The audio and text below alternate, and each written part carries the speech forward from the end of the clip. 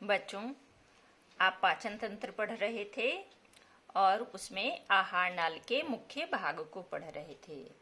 आज आप छोटी आंत के बारे में पढ़ेंगे।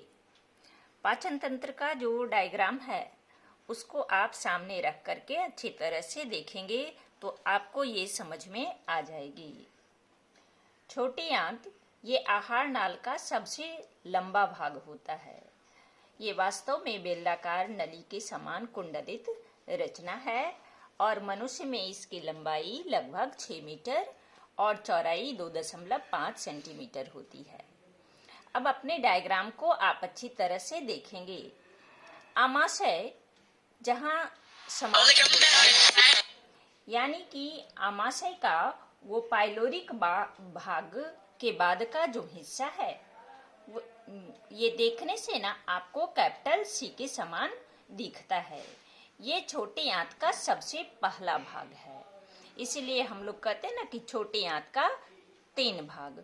पहला भाग यही हुआ डियोडेनम। हमने चित्र में उसको दर्शाया है, वो आपको मुड़ा हुआ दिखेगा कैपिटल सी के समान। उसके बाद का भाग है जेजुनम और उसके बाद का कुंडलित भाग जो है वो इलियम है।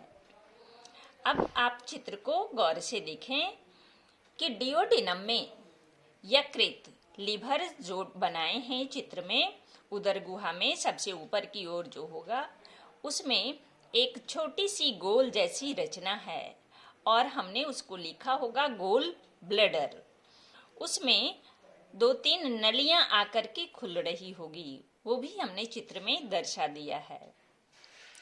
तो यकृत से निकलने वाली वो वाहिनी है, नली है जो उसमें आकर के खुलती है। वो गोल जैसी जो रचना है वो पित्राशय है, गोल ब्लैडर, उसमें आकर के खुलती है। उससे होकर के वो जो नली निकलती है, यानी पित्राशय से होकर के जो नली निकलती है आगे की ओर बढ़ती है और आमाशय के ठीक पीछे स्थित है अग्नाशय।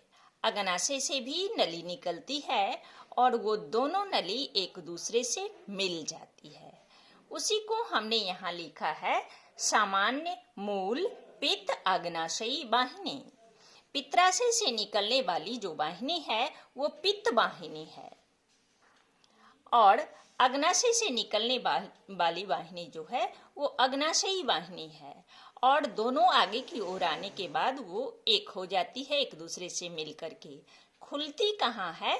तो छोटी आंत का जो सबसे पहला भाग है जो डियोडेनम है उसी में आकर के खुल रही होगी, इसलिए आप चित्र में ना उसको देख लेंगे। वो आकर के खुलती है तो उससे अब आपको जानना है कि आकर के जब खुलती है तो होता क्या है। आमाशय तक तो आप पढ़ चुके थे पिछले क्लास में कि आमाशय में प्रोटीन का आंशिक पाचन होता है, वसा का आंशिक पाचन होता है। उसके बाद भोजन जो है, बचा हुआ भोजन कायम, लसलसा कायम के समान हो जाता है, उसको कायम ही बोलते हैं। और आगे की ओर जब वो आएगा तो आमाशय से आएगा छोटी आंत, तो छोटी आंत का अग्रभाग है ये डियोडेनम। उसी में आकर के ये दोनों नली आकर के खुलती है और वह भोजन के साथ अब अभिक्रिया कौन करेगा? ये जो पित्त वाहिनी है वो अपने साथ लेकर के आएगी। पित्त वाहिनी से आएगा पित्त रस और अग्नाशयी वाहिनी से आएगा अग्नाशयी रस। ये पित्त रस कहाँ बना? पित्राशय में। आया किससे? पित्त वाहिनी से। अग्नाशयी रस कहाँ बना? अग्नाशय में। और आया क्या चीज से? तो अग्नाशयी वाहिनी से। आएगा कहाँ? तो छोटी आंत का अग्रभाग है, यानी कि हम उसको कह सकते हैं कि वो छोटी आंत में आया। अब वो भोजन के साथ किस प्रकार से अभिक्रिया करेगा? तो पित्त रस को जानने के लिए आपको यहाँ थोड़ा सा हम जिक्र कर देते हैं यकृत के बारे में। लीवर, यकृत को ना बोलते हैं अंग्रेजी में लीवर। ये मानव शरीर की सबसे बड़ी ग्रंथि है और इसका वजन लगभग 1.5 किलोग्राम होता है। इससे जो निकलता है आपको तो बोले पित्राशय में आकर के वो नली खुलेगी और पित्राशय से पित्तरस बाहर निकलेगा।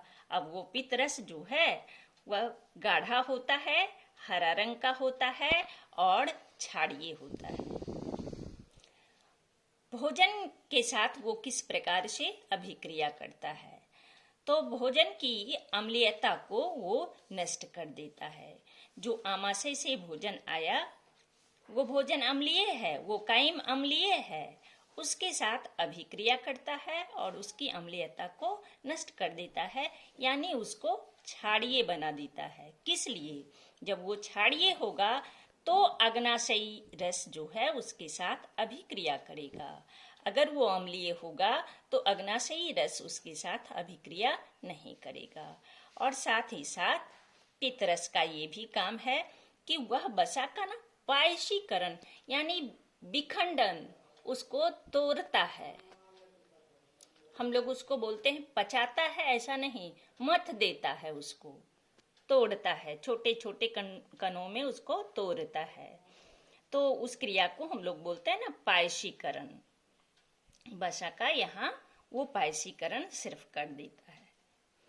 अब वहां तो मिला उसको अग्नाशयी रस भी, पित्तरस भी। तो पित्तरस का तो ये काम हो गया, मुख्य रूप से 2 काम। अब अग्नाशयी रस क्या करेगा?